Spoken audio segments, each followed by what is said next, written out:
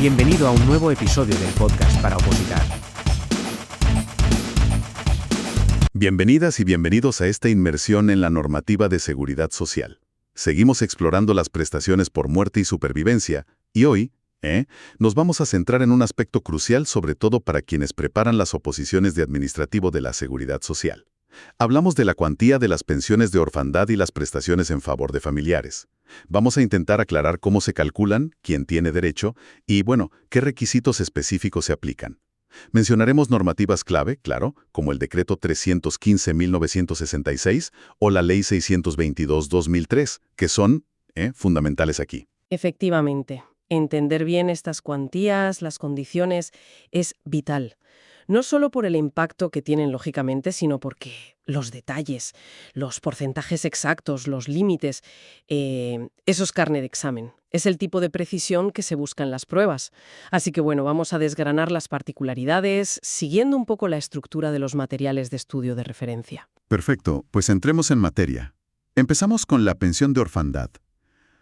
La regulación principal, la encontramos en el Decreto 315-1966, concretamente en la Capítulo V, Sección 4, Artículo 17. La regla general, de partida, parece sencilla. La cuantía es el 20% de la base reguladora del causante, es decir, de la persona fallecida que genera el derecho. El 20%, sí. Cayó una pregunta justamente sobre esto. Planteaba el caso de una madre que percibía la viudedad ordinaria, el 52%, y preguntaba qué porcentaje correspondería a cada hijo. Y la respuesta correcta era la B, precisamente ese 20% para cada hijo. Vamos, que dominar estos porcentajes base es fundamental. Exacto, ese 20% es la piedra angular, digamos. Pero claro, es el 20% de la base reguladora. Y aquí es donde entra el detalle importante. ¿Cómo se calcula esa base? Pues la orden de 13 de febrero de 1967, en su artículo 9, nos dice que el cálculo es, similar al de la pensión de viudedad. Esto significa que hay que tener en cuenta si la persona causante estaba trabajando o ya era pensionista cuando falleció, y también si la causa fue una contingencia común, pues una enfermedad, un accidente no laboral o una profesional, un accidente de trabajo, por ejemplo. Estos factores cambian la fórmula de cálculo de esa base sobre la que luego aplicamos el 20%. Entendido. Entonces, ese 20% es el punto de partida, pero la cosa se puede complementar, ¿no? El artículo 17.2 de ese mismo decreto, el 3158-1966, habla de incrementos en caso de orfandad absoluta, esto es, cuando faltan ambos progenitores, o situaciones parecidas. Si no queda un cónyuge superviviente con derecho a pensión, ese 20% inicial se incrementa. ¿Cómo? Pues sumándole el porcentaje que hubiera correspondido a la pensión de viudedad, que generalmente es el 52%. O sea, que el huérfano podría llegar a percibir un 72%, ¿no? El 20 más el 52. Correcto, el 72%. Y aquí hay un punto que conviene subrayar, porque esto sí que suele aparecer en exámenes y además es socialmente muy relevante. Hablamos de los casos derivados de violencia contra la mujer. Si la madre fallece a causa de esta violencia y los hijos quedan en situación de orfandad absoluta, ese incremento puede ser aún mayor. Puede llegar hasta el 70% de la base reguladora. Pero ojo, no es automático, hay una condición económica. Los rendimientos de la unidad familiar de convivencia no pueden superar el 75% del SMI anual, del salario mínimo interprofesional, sin contar las pagas extra. Es una medida de protección especial, claro. Muy importante se matiza el 75% del SMI. Hay más supuestos de incremento, además. Si el cónyuge que sobrevive y estaba cobrando la viudedad fallece, la pensión de orfandad de los hijos también se incrementa. Se le suma el porcentaje de esa viudedad que se extingue. O si, por la razón que sea, la pensión de viudedad no se llegó a asignar del todo, pues esa parte no asignada también puede incrementar la orfandad. Ajá. Y un apunte importante sobre estos incrementos. Si hay varios huérfanos con derecho, el incremento total se reparte a partes iguales entre todos. Y otro detalle crucial, este incremento por orfandad absoluta se aplica tomando como referencia a uno solo de los progenitores. No se acumulan los incrementos de ambos, ¿eh? Vale. No se suman. Y como pasa con muchas prestaciones, también hay límites. Existe una cuantía mínima garantizada por beneficiario. Para 2025, por ejemplo, creo que está en 267,5 € al mes por 14 pagas. Y luego está el gran límite general, el que afecta a la suma de todas las pensiones de muerte y supervivencia. Viudedad, orfandad, favor de familiares, la suma no puede exceder el 100% de la base reguladora del causante. Correcto. Ese tope del 100% es una regla general muy importante. Ahora bien, ¿qué pasa si la suma de las pensiones teóricas supera ese 100%? Porque no se pueden pagar todas íntegras, claro. Pues la Ley 6-2000, en su artículo 25, establece un orden de prelación muy claro para aplicar este recorte. Es como una cola, digamos. Primero, se garantiza el pago íntegro de las pensiones de orfandad. Tienen prioridad absoluta. Si todavía queda margen hasta ese 100%, se pagan las prestaciones en favor de familiares. Y dentro de estas últimas también hay un orden interno. Primero, nietos y hermanos menores de 18 o incapacitados. Después, el padre y la madre del causante. Luego, los abuelos y abuelas. Y por último, los hijos y hermanos de pensionistas que sean mayores de 45 años. Este orden es vital tenerlo claro cuando la base reguladora no da para cubrir todo. La única excepción a este tope del 100% es si al aplicarlo alguna pensión quedara por debajo de su mínimo legal garantizado. Ahí sí se superaría. Entendido. Dejamos entonces la orfandad estándar y pasamos a una figura más específica, la prestación temporal de orfandad, regulada en el artículo 224 del texto refundido de la Ley General de la Seguridad Social, el RDL 8-2015. Esta está pensada para una situación muy concreta, hijos e hijas cuya madre ha fallecido por violencia contra la mujer, y que están en una situación similar a la orfandad absoluta, pero por alguna razón no cumplen todos los requisitos para la pensión de orfandad normal que acabamos de ver. Exacto, es una cobertura muy específica. Es del 70% de su base reguladora. Pero ojo, la base reguladora aquí se define de una forma particular. Es la base mínima de cotización del régimen general vigente en ese momento. No es la base reguladora individual del causante como en la pensión ordinaria. Este 70% se aplica si los ingresos de la unidad familiar divididos entre sus miembros no superan el 75% del SMI anual sin pagas extra. Si sí lo superan, entonces la cuantía baja al 20% de esa base mínima. Es un detalle técnico pero fundamental. Sí. Esa definición específica de la base reguladora como la mínima del régimen general es un punto crítico. Hay que tenerlo muy claro. Y hay más detalles. Si hay varios hijos beneficiarios de esta prestación temporal, la suma de todas sus prestaciones puede alcanzar hasta el 118% de esa base reguladora mínima. Además, la ley garantiza que el importe total para todos los beneficiarios no será inferior al mínimo establecido para la pensión de viudedad con cargas familiares. Para aplicar todo esto correctamente, es crucial entender bien qué se considera unidad familiar de convivencia y cómo se calculan sus rendimientos. De eso depende si se tiene derecho y cuánto se cobra. Protección a los hijos. Pero el sistema también contempla ayudas para otros familiares que dependían económicamente de la persona fallecida. Aquí entramos en la pensión en favor de familiares. La regulación principal está en la Orden de 13 de febrero de 1967, capítulo 5, sección primera, artículo 23. La cuantía base, pues volvemos a un porcentaje conocido, el 20% de la base reguladora del causante por cada familiar beneficiario. Y por supuesto esta pensión también está sujeta al límite global del 100% de la base reguladora que mencionamos antes. Exacto, el 20% y el límite del 100%. Y al igual que en la orfandad, aquí también puede haber incrementos, según el artículo 23.2 de esa orden. La lógica es, pues muy similar a la de la orfandad absoluta.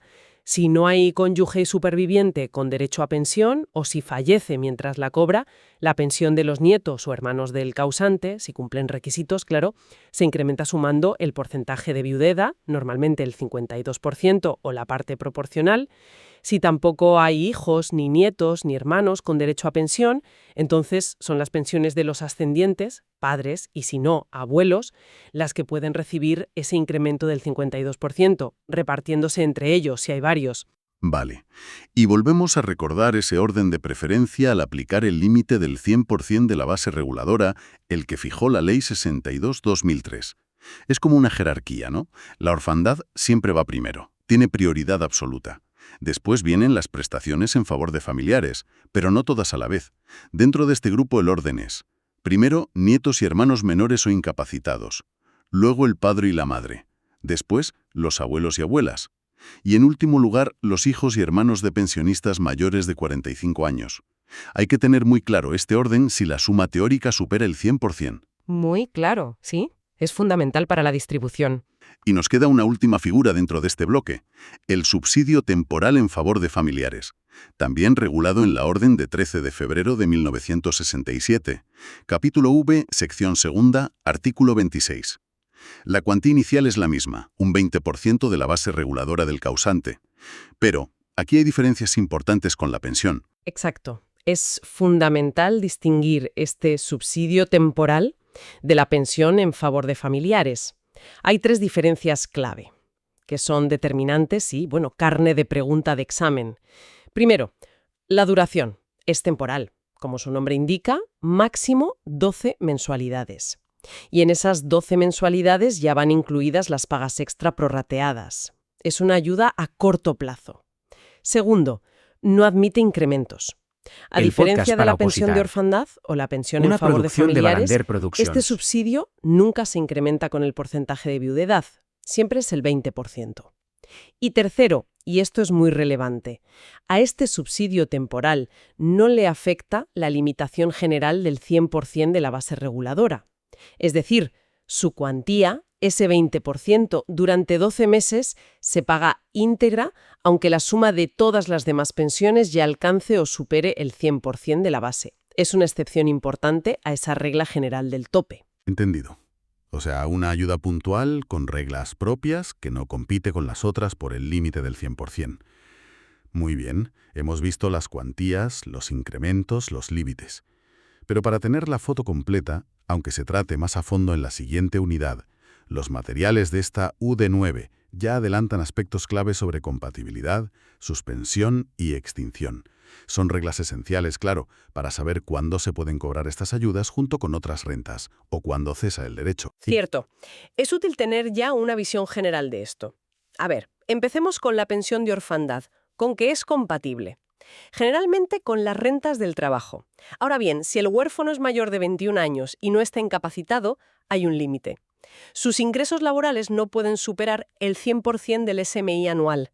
Si lo superan, la pensión se suspende. También es compatible con la pensión de viudedad que cobre el progenitor superviviente.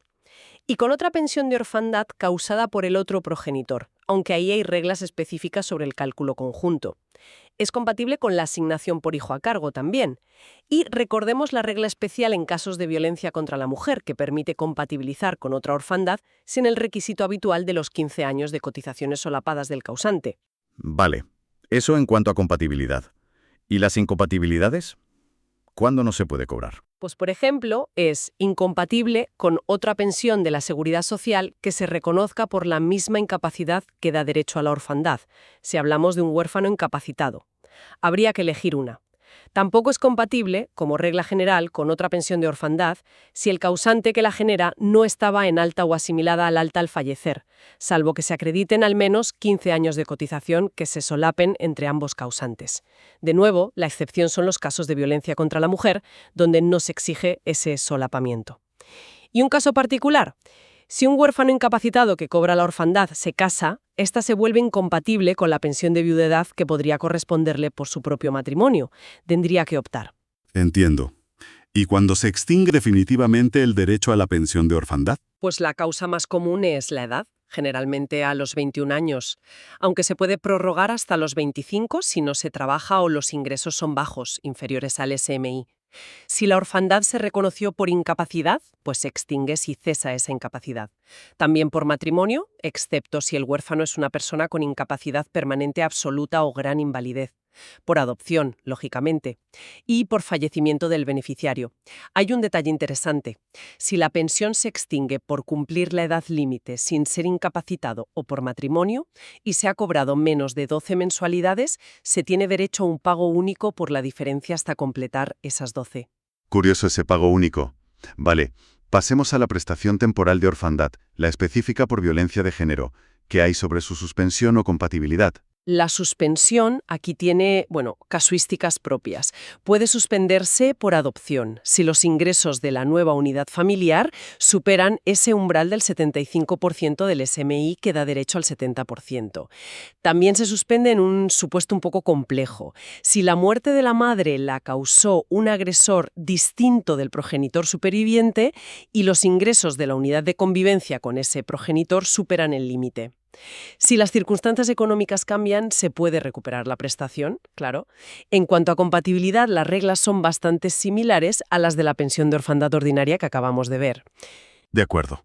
Y para terminar este bloque de reglas, las prestaciones en favor de familiares, tanto la pensión como el subsidio. A ver, la pensión en favor de familiares es compatible con la pensión de viudedad o de orfandad que provengan del mismo causante. Pero es incompatible con otras pensiones públicas, salvo excepciones muy tasadas. Y, muy importante, es incompatible con tener ingresos propios por trabajo u otras fuentes que superen el SMI anual. Aquí también aplica la regla de los 15 años de solapamiento de cotizaciones para poder compatibilizarla con otra pensión similar si el causante no estaba en alta. Y si los beneficiarios son nietos o hermanos, la suspensión por trabajo funciona de forma parecida a la de los huérfanos. ¿Y la extinción de estas prestaciones en favor de familiares? Para la pensión, si los beneficiarios son nietos o hermanos, las causas de extinción son las mismas que para la pensión de orfandad: edad, matrimonio, cese de incapacidad, etc. Si los beneficiarios son ascendientes, padres, abuelos o hijos hermanos de pensionistas, la pensión se extingue por matrimonio o por fallecimiento. En cuanto al subsidio temporal, la extinción es más sencilla, o bien porque se agotan los 12 meses de duración máxima, o bien por fallecimiento del beneficiario. Punto. Muy bien, creo que hemos cubierto bastante terreno hoy. Hemos desglosado las cuantías de la pensión de orfandad, esa prestación temporal tan específica, y las dos modalidades en favor de familiares, pensión y subsidio. Si tuviéramos que quedarnos con lo esencial para el estudio, serían esos porcentajes clave: el 20% base, el 52% del incremento de viudedad, el 70% en casos de violencia de género, incluso ese 118% posible en la temporal. También los límites, los que dependen del SMI, y ese tope global del 100% de la base reguladora, sin olvidar su orden de aplicación. Y por supuesto entender bien las condiciones especiales, como la orfandad absoluta o las derivadas de violencia contra la mujer. Sin duda. La clave está en entender que no hay una respuesta única. La casuística es enorme. Depende de la situación concreta del causante, si cotizaba, si era pensionista, la causa exacta de la muerte, de las circunstancias de cada posible beneficiario, su edad, si trabaja, si tiene alguna discapacidad, sus ingresos, con quién convive, y de si concurren varias prestaciones a la vez. Cada caso exige aplicar meticulosamente la normativa vigente, paso a paso. No hay atajos, la verdad. Totalmente de acuerdo. Y para terminar nuestra exploración de hoy, una reflexión que me surge al ver cómo funcionan estas prestaciones. Hemos visto que muchas cuantías, sobre todo los incrementos, o incluso la propia posibilidad de acceder a algunas ayudas, como la prestación temporal o las de favor de familiares, dependen de umbrales de renta ligados directamente al salario mínimo interprofesional. El SMI varía cada año, y a veces de forma notable. Cabe preguntarse, ¿cómo impactan esas variaciones anuales del SMI, tanto a corto como a largo plazo, en la red de protección real que estas prestaciones ofrecen? ¿Pueden esos cambios dejar fuera a familias que antes sí entraban, o al revés? Es un punto interesante sobre la conexión entre los indicadores económicos generales y la suficiencia y alcance efectivo de la protección social en momentos de vulnerabilidad. Algo para darle una vuelta, ¿no?